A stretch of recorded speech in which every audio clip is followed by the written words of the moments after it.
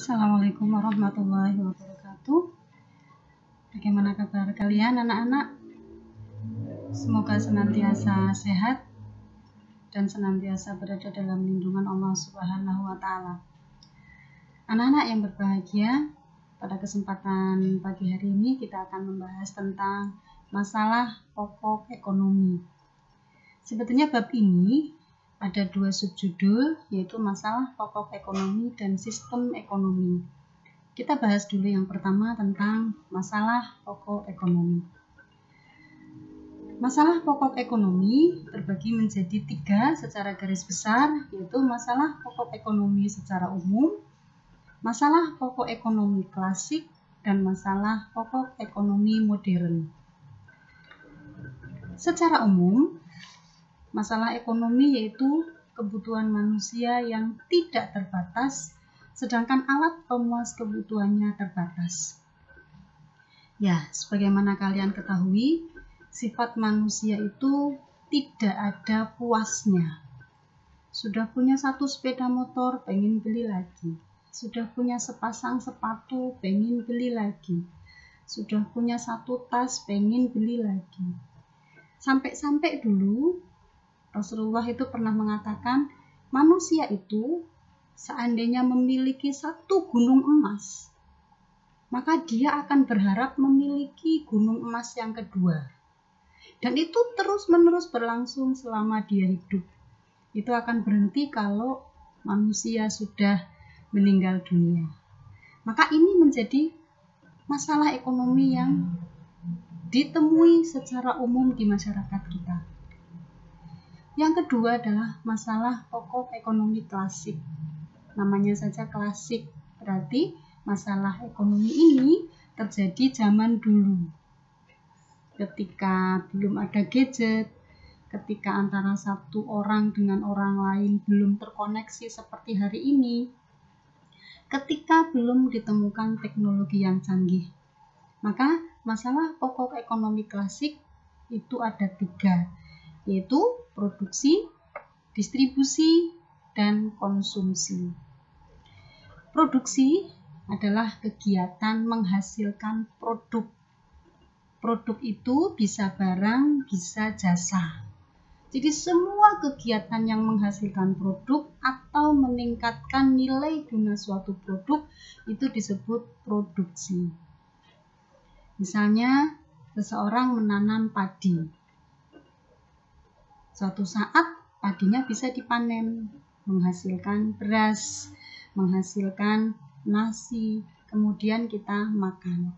Di situ berarti terjadi proses produksi. Kemudian ibu memasak nasi di dapur, itu proses produksi. Termasuk dalam hal jasa.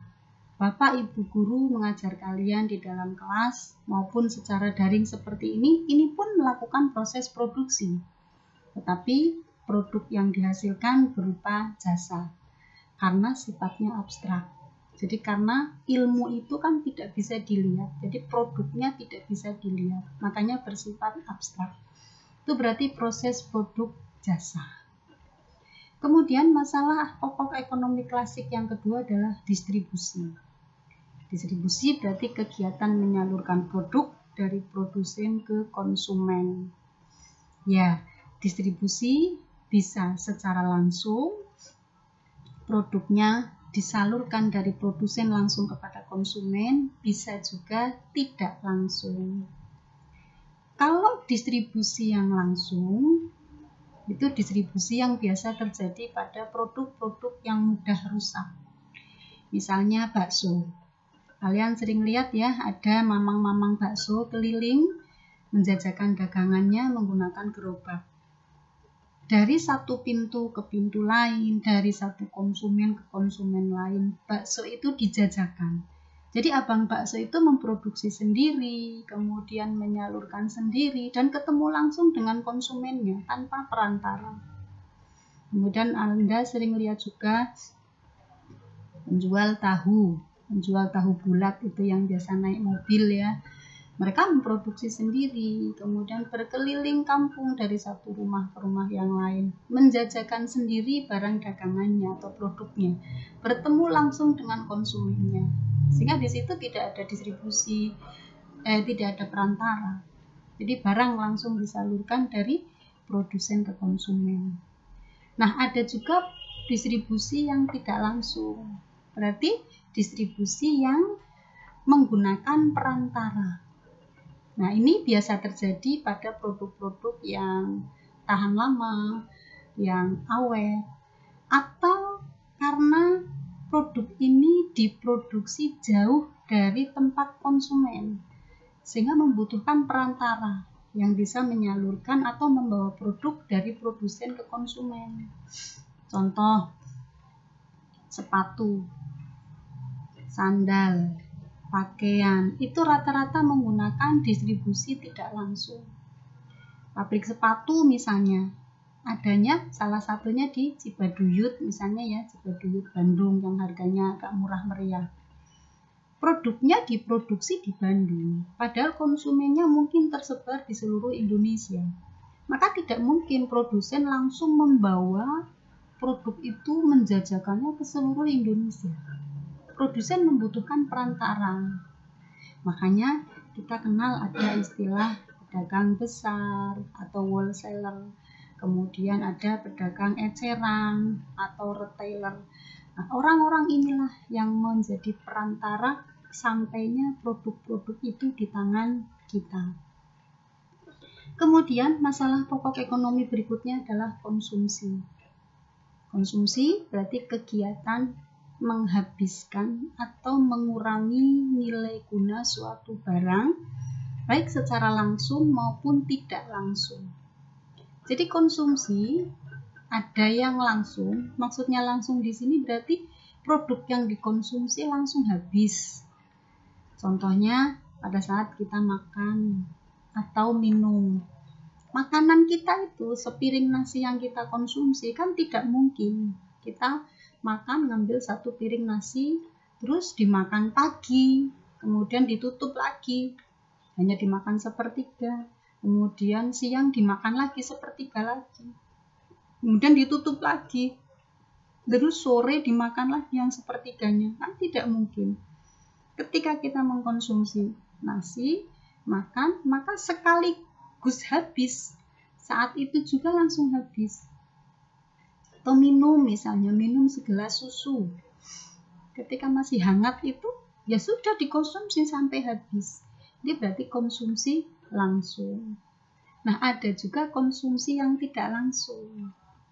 Konsumsi tidak langsung itu terjadi pada produk-produk yang awet, yang tidak lekas rusak. Jadi biasanya bukan makanan. Misalnya seperti ini. Bu Murin menggunakan komputer sebagai perantara kegiatan PJJ kita. Saat ini saya sedang mengkonsumsi komputer berarti. Anda jangan membayangkan yang namanya konsumsi itu hanya kegiatan makan. Bukan ya. Konsumsi itu sifatnya luas. Bisa makanan, bisa minuman, bisa pakaian, bisa komputer. Seperti yang saat ini saya gunakan. Jadi komputer yang saya gunakan saat ini tidak lekas rusak. Bisa digunakan berkali-kali sampai mungkin suatu saat ada spare partnya yang harus ganti, ada bagian yang perlu diservis atau direparasi dan lain-lain. Kenapa bisa seperti itu? Karena komputernya saya konsumsi, jadi makin lama makin rusak. Kemudian contoh lain pakaian. Pakaian yang kalian kenakan itu pun konsumsi tidak langsung.